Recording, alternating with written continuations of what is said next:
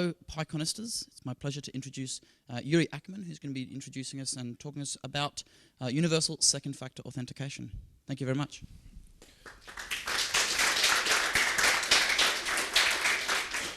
So, hi everyone. As we said already, I'm going to talk about universal second factor authentication, or why current second factor authentication, or wubalubadubdub. My name is Yuriy Ackermann. I'm a student in Victoria University, and I'm a developer from sunny Wellington. And this GIF, I hope, is going to work. There we go. Yeah. Today, I'll be partially speaking on behalf of Yubico. Yubico is a hardware manufacturer. We specialize in hardware authentication solutions, such as multi-factor authentication devices, commonly referred as YubiKeys. And we as well produce hardware security modules. Yubico have been setting world standards for secure and easy authentication for some years already, and it's been a major contributor to FIDO Universal Second Factor Authentication Standard. And its technology is used and loved in more than 150 countries. Disclaimer, I'm not a security expert, so just don't take my word for granted, do your own research, ask people who are experts in these areas. So then we'll look at, why my mouse on screen? We'll look at why password has not solved all problems with authentication. We'll look at why second factor authentication has not solved all our problems with authentication. We'll do introduction to U2F and how it works. We'll do the demo, and we'll wrap it up with Q&A. So why not just passwords? And let's look at typical password lifecycle. So firstly, people use weak passwords that led to the fact that attackers can really easily gain access to their accounts. People then reuse those passwords. If you break one account, you get access to the other accounts as well. And then people get phished. So this all becomes a total nightmare, and how to solve it? The solution is second factor authentication, aka 2FA. So what is second factor authentication? So passwords verify that you know some secret. If I take my secret and give it to someone else will be able to verify that he knows some secret. And it's obviously doesn't work because you can get phished, and we need to do something about it. So we introduce second factor. It's some other way that you're not just the person that should know the secret. You're not just the Bob that knows the secret. You're the exact Bob that should know the secret. Common life example is your credit card. So you have PIN, your first factor, and you have credit card, your second factor. If you give away your PIN, then it's obviously going to be useless without the credit card, the second factor. Do you people use second factor? I hope after the talk everyone will start to use, at least 90% of you. So what does second factor solutions look like today? There's three main types. There is applications in form of TOTP and HOTP, which stands for time-based one-time password, and HMAC-based one-time password. What's pretty much is you using the master key and a counter, you derive 30-bit derivative MAC, and that becomes your one-time password. And a great example of that is Google Authenticator that many of you use. Tokens are hardware solutions. They can be USB and non-USB. USB divided into PKI solutions that utilizing public key cryptography to perform second factor authentication. And there is obviously OTP tokens that you just press the button and generate your one-time password the same way as TOTP and HOTP application do. And then there is non-USB tokens, and they're just, as you can see, there's a bank token in the bottom. And lastly, there is OTP through SMS. You just receive code, you type it in, you press OK, etc. You would have Facebook Facebook utilizes that feature. So we have solved it. There's currently existing U2F solutions, and it can probably just go away and this talk will be finished. Right? Right? Not really. Let's look at why second factor authentication has pretty much badly failed. So we're going to start with apps. Firstly, OTP is phishable. So that means that if your user gives away his username and password, what's exactly going to stop him from taking his phone out, reading his code, type it in, press OK, and giving this code to the attacker? Nothing. User experience is really poor. People get constantly frustrated with the codes. They regenerate, people mistype them. People have to be twitchy as well. So if you're tech support, you would constantly get a call, something like, I can't authenticate because your service is broken. But in reality, it's people tend to make mistakes. So people get frustrated, user experience is not the greatest. Applications require shared key between your application and the party. and they required sync time. And so it's not exactly always the problem, but if your company distributed around the globe, this will be a major issue. Tokens, as I said, is a hardware solution, so they are very, very expensive. In the previous slide, you could have seen RSA Security 800, the USB stick. This thing costs $54 US. So if you're a bank and your client holds $10 million account, then yes, this is a solution you can provide your customer with. But if you're a forum about PHKD for BSD and anime, you will probably never be able to afford to provide your customer or demand from them. Tokens require drivers, and we all can agree that nobody loves drivers. They are phishable because they're mainly OTP solutions, and some PKI solutions are phishable as well. Tokens have pretty poor user experience because they're OTP pretty much. They're a centralized solution, so that means that tokens are strongly binded to the domain of the issuer. So for instance, if you're a bank and you issue the token, you can't just take this token and use it in some other bank. It has to be this specific bank. So it's not a universal solution. Lastly, they're fragile. They have battery, they're really badly done, they break, and they're really expensive to replace. So SMS at this stage is the most popular solution on the planet. So it's going to have the most issues to talk about. So firstly, they're still phishable because they steal one-time password. They still have this user experience issues because they steal one-time password. There's a major privacy concern because you have to give away your phone number, and if the database with your phone number get leaked, this is a massive hole which you can utilize for spam, for phishing, for harassment, and we all don't want to have that. There is a major security issue with SMS, and I'm not actually going to talk about the fact that you can, for about $600, you can build your own GSM station and spoof someone's SMS codes. I'm going to specifically talk about social engineering issues that we have to mitigate. So firstly is SIM reissue. Your provider has, your mobile phone provider, they have such service. So if you lose your phone, you can recover your SIM card so you don't lose access to your accounts. And the only thing that you need is provide 3-4 phone numbers that you called in the last day. So as you can see, there's already a major window for social engineering attacks, especially if you know a person really well. Other issue, and that's not the only case. If you have a buddy inside your mobile phone provider, he can reissue the SIM card just simply by utilizing the functions of reissue, which they quite often do. That doesn't require any verification or whatever. And this can be issued not just in Auckland or Dunedin, it can be issued in Wellington, and you never hear that it's been issued until suddenly your phone stops working and your account's been hacked. And it's not it's not a one-off case, or it's totally that I came up with. This thing constantly happens in US, UK, Germany, South Africa, and a major issue in Russia, where specifically a lot of banking is stuck to the usage of SMS for a lot of verification.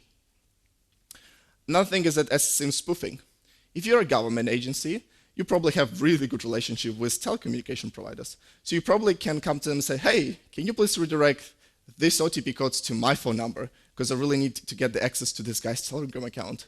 And this actually, we know that because this recently happened to one of the Russian opposition members who had his Telegram account hacked this specific way. Oh, wow, okay. Another issue is coverage. So obviously SMS require coverage. So if you leave the country, you generally lose the access to your SIM card because you don't tend to turn it on in Germany, since it will cost you a lot of money. And this can be really painful. You lose access to your second factor authentication, so you can't perform secure login. And Australian government actually had this issue, and they solved it really easily. They simply asked their people to disable second factor authentication, which sounds like a totally awesome idea. And lastly, it's all led to the fact that National Institute of Standards, in their newest release of security guidelines on SMS, simply banned usage of SMS as transport for one-time passwords. And I talked about user experience. Here's a couple examples how much people actually do hate OTP tokens. So this is a screenshot of somebody found on the Shodan, live accessible webcam with the RSA Secure ID token streaming online. Here's a couple instructions how to make such things, which I have not deliberately searched. This is actually a search for bank token and RSA tokens. This is what came out as some of the pictures. This is why I thought about it. And this is what generally people think about RSA security in the first place. So current state of second factor authentication can be described by word from Glenn Sanchez, wubalubadubdub, which sounds like a well-marketed catchword, but in deep meaning it means, I'm in a deep pain, please help. So how do we solve it? We need easy to use, open, secure, and standardized protocol. So we introduce you to Universal Second Factor, aka U2F. It's made by FIDO. FIDO is an alliance of more than 150 companies whose goal is to create secure, easy to use, and open protocols for the web. 30 board members consist of the companies like Google, Amazon, Ubico, PayPal, MasterCard, Visa, Microsoft, which have been actually a major contributor to FIDO Alliance. So how does U2F works? So from user perspective, it looks like this. User enters his username and password. The service provider, the relying party figures out that user has U2F device registered with the user account. User enters the key and presses the button, and he's authenticated. So on the browser level, it's a bit more complicated. Here we can see a secure U2F element that performs all the cryptographic operations in the chip. And this is optional, but it's a good thing to have. And on top we can see user action. It's just a way to confirm the user is present, and later I'll explain what's important. And on the bottom we can see a stack of transfer protocols that U2F currently supports. So this U2F authenticator, U2F device, talks to the FIDO client, which in current case is a browser. Browser has U2F JavaScript API, which is utilized to talk to low-level U2F code, and using those transfer protocols, it requests second factor authentication with the device. And lastly, we have relying party, which stores public key handles, and certificates, and talks to the FIDO client using JavaScript API, obviously requesting second factor authentication. But we need to go deeper. So we're going to talk about how we can cook our own secure second factor in 5.5 steps. So we start with challenge response. Relying party generates a challenge which can transfer to the client. Client then takes those challenge and gives it to U2F device. U2F device using private key performs cryptographic signature of the challenge and returns the signature to the relying party. This way, relying party already know the public key. So knowing the public key, signature, and original data, it can verify that this signature is valid, and this way performs second factor authentication. But there is a still issue with this scheme. If I'm an attacker, I can simply steal the challenge, request signature myself, get the signature, and give it to the relying party, and will be authenticated as well. So it's not phishing proof. In order to mitigate that, we add another 2 parameters, origin and channel ID. Origin is pretty much a URL that you came from, and channel ID is a part of the TLS channel ID extension, which I'll talk a bit more later. So U2F device performs signature over the data and returns it to relying party. Relying party then verifies this data, and the user gets phished. For instance, user would go to google.com, and instead of that, he will go to google.com with 1 instead of L. This way, the signature will be for Google with 1 instead of L, and relying party will be able to detect that and obviously refuse to authenticate the user. This is awesome. Finally have a protocol that's phishing proof, but there is still issue with privacy.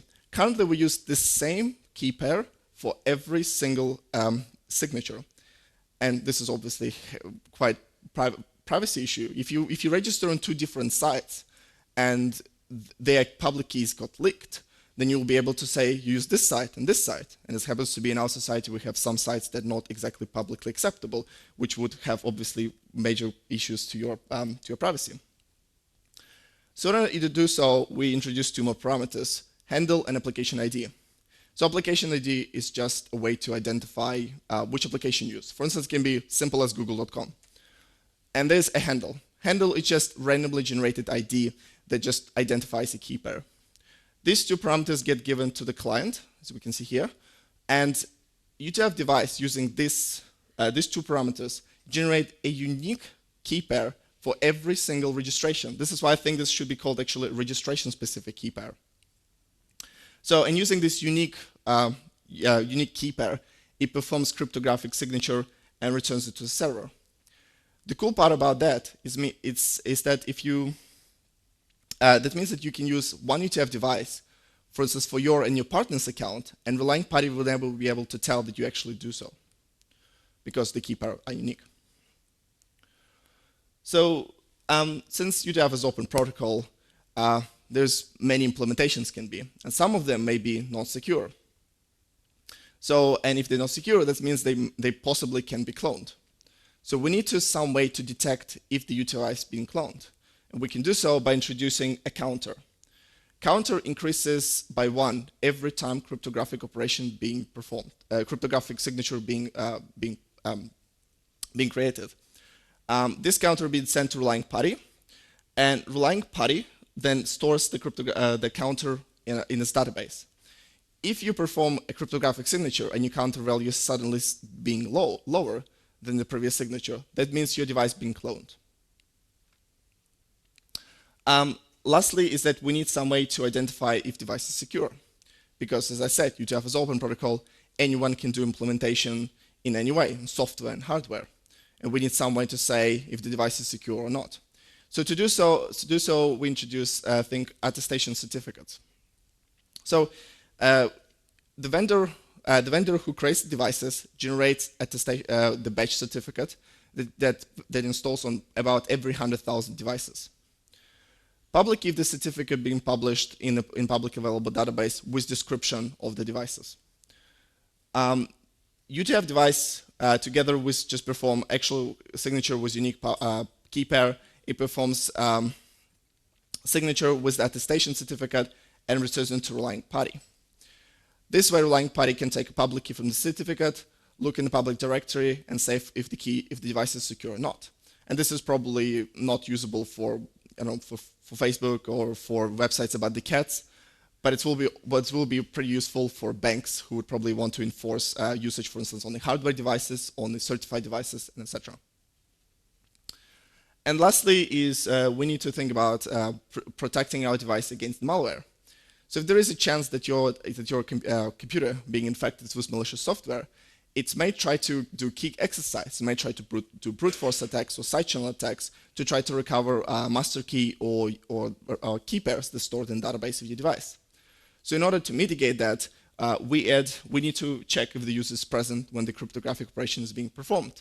And we can do so by demanding to perform user gesture, which can be like pressing a button, or like fingerprint, or like retina scan, or like pin code, or like solving Rubik's Cube, or remembering your wife's birthday. So anything you want in reality. So we talked at this stage only about services with wide identify, so like just Google.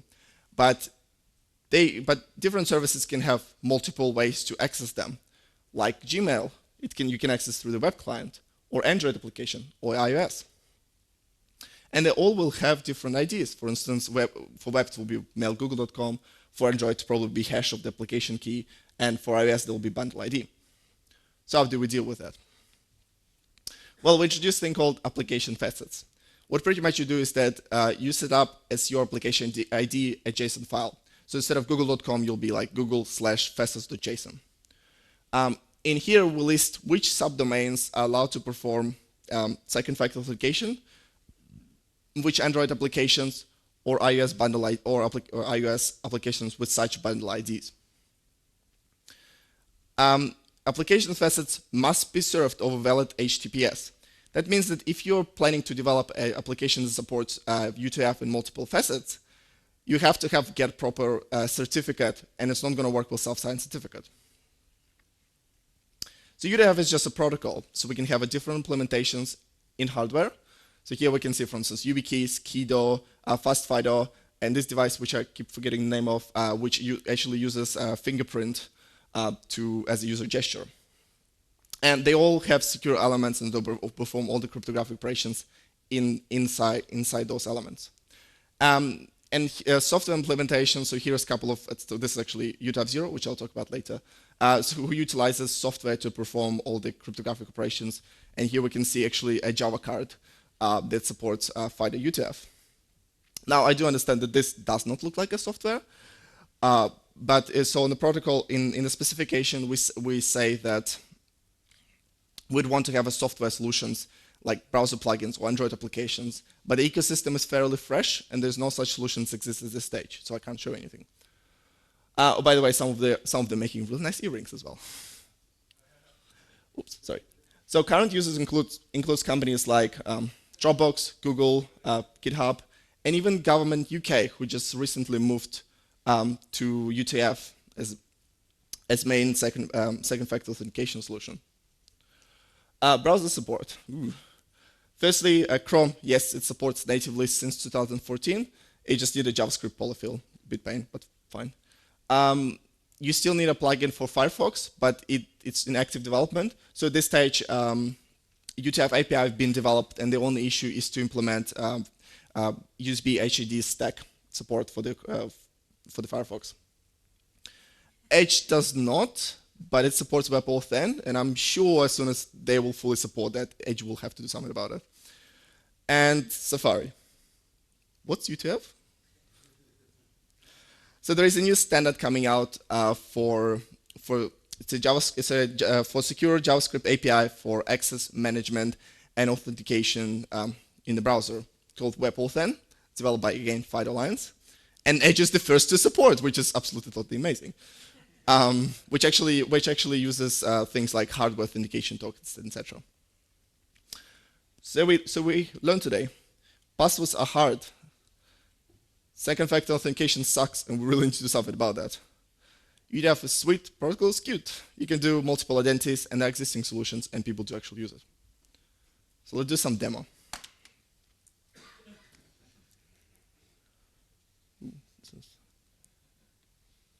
So, sorry,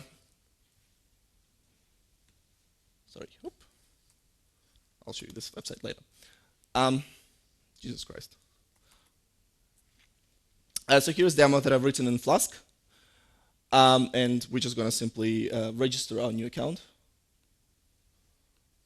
No, call it demo. And so we just registered. So we don't have any U2F devices that register within our account. Yeah. So we just insert the device, press add device. It's going to wait. It's going to start to blink. Press OK. Done. It's added. You can add another device if you want. It's a demo. I have to do something cool. Yeah. Cool. So if we'll look at our facets, we can have here U2F or secure human. So let's go to secure and try to log in. Oh, what? I can just type demo.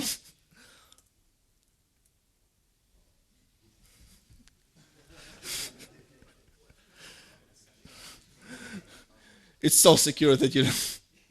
I think oh my god. Okay, if I mistype that'll be totally terrible for me. Okay, I'll do one key this time. I didn't spill enough blood to the gods of the demos today, sorry. Okay.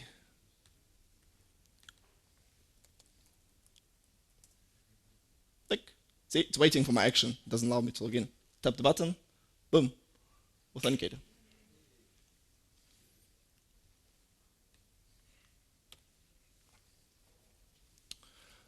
Some of the security considerations you have to keep in mind if you're planning to use a U2F. You must use HTTPS. And it's not just because if you don't use HTTPS, you probably don't give a damn about your user security. But the fact is that U2F JavaScript API will only be supported for secure browsers. Secure sites, sorry. Start using TLS channel. Try to play with it. It's not fully standardized yet. TLS channel ID that will help you to mitigate middle attacks, session reuse attacks, and will improve traceability of your sessions. U2F is just second factor. Please don't use it as a primary factor, like some people I've seen do. There's a couple of things to play. So there is a Python U2F libraries from Ubico and PAM U2F. They might be not the best way to start to use U2F because you need to understand the protocol and read a bit of specification. So there is my Flask FIDO U2F library that actually used in the demo that you've seen before. And there is a Django U2F, and I'm making my own Django library as well. There is a Google's U2F reference code that has Java reference Java implementations, some of the JavaScript stuff, and some of the other documentation. There is U2F 0, which is pretty much how to make your DIY U2F token. And there's my demo, as I said before. The specs and data, I do really encourage to use developers ubico.com for specs. They've done a really good job into properly describe U2F. Obviously, read official specification on FIDO Alliance website. There is Ledger HQ, which Ledger HQ is actually a company who makes Bitcoin wallets. But they use U2F for all their authentication, and they have Java card implementation of FIDO U2F. And there is a FIDO Dev mailing list where a lot of nice people like me always happy to help you. So what's next? We need developers. We need people play with the U2F, test U2F, try U2F, integrate U2F, make more things to play with. Boom. This U2F is really amazing protocol and might finally solve our problems with secure authentication. So we need to grow our ecosystem, so do it. So special thanks to Ruth McDevitt and John Clegg and Summer of Tech for all their help with mentoring and testing and listening to me, etc. Thanks to Tom Eastman, who was supposed to introduce me, but he got really stuck with his stuff, for encouraging me to do this talk. Thanks to Mitchell Hammond for listening to this talk for 6.5 times while I was practicing it. He's actually there. And thank you, organizers, thank you, sponsors, and thank you all for coming. You guys are really awesome. Major thanks to Ubico for sponsoring me. They were not afraid to sponsor some random guy from New Zealand to come and talk about U2F. And they actually have done nothing with my slides. It's like I had to come up with all this stuff and advertisement. Questions?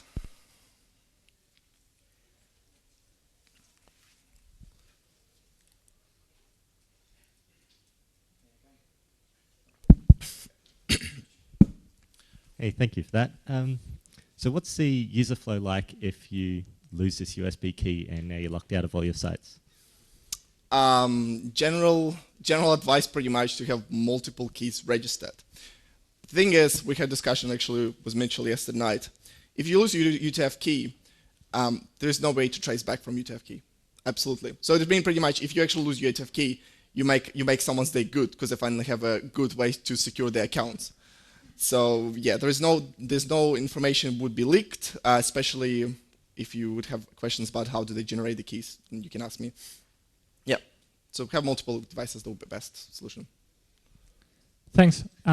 What do you think about the Google prompt notification or two-step verification thing they recently released? That's a biometric one, right? And now it's a pretty much push notification to your phone, and you just press yes or no if you want to log in. Oh, that thing. Probably better solution than nothing, since you have to steal someone's phone, in order to protect it. I haven't actually looked on the low level how the protocol works, but that's better than OTP and it's better than nothing, I would say. Any other questions? Yes, on this side.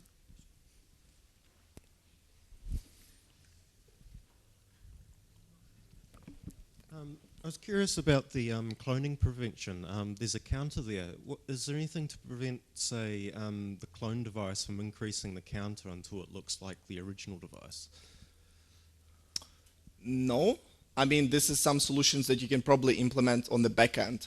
So you maybe check that, if suddenly there is a lot of tries of the counter, you maybe like block the account or disable this key or whatever other solution. But no others. You mentioned phishing protection by adding a couple of additional information to the challenge. Does the counter prevent replay attacks? Yes, they would. It would, because you store the counter on the server. and it means that if you'll try to do replay attack, the counter value would be lower than last signature, or the same as the last signature, and this way you'll not be able to authenticate. Okay, any other questions? We've got time for maybe one. No more questions? Do you guys want to see how do you generate the keys? Just quickly think that some people might be interested if they're going to think, oh, okay. No, one more minute. Oh, okay. So we have two ways to generate the keys, generate the key pairs. We have non-wrapping and wrapping. So here is a non-wrapping way. So you just simply get an application ID, use random number generator to generate the key pair. You store the key pair in a secure database, and you give it to relying party. Cool stuff. You always have a unique key pair that nobody ever will be able to predict. But bad stuff, you have to store it in database. Your database have to be secure. Device will be expensive. This is how Kido does this stuff. This is how Ubico does this stuff. So we generate a random key handle, which is nonce and a MAC. We take application ID, we merge it together with nonce through HMAC and wrap it up with device secret. Generate the key pair, derive public key, perform the signature, return bundle together and return to relying party. And we generate MAC by taking private key and again application ID and wrap it up with device secret. This is cool. You need no memory on the device, but you have a device secret. So you have to trust your vendor, obviously, that he will not leak this private secret to some nice agencies like NSA or FBI or FSB or any other stuff. So yeah, so this both things described pretty well in the protocol, and I thought it would be interesting to talk about. Could you please join me in thanking Yuriy?